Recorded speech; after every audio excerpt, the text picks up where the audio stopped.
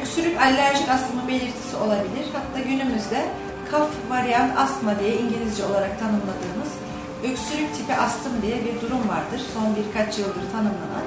Burada hastanın tipik olarak tekrarlayan kuru nöbetler halinde olan öksürükleri olur. Özellikle aşırı aktivitede çocuklarda bu öksürük nöbetleri gelebilir.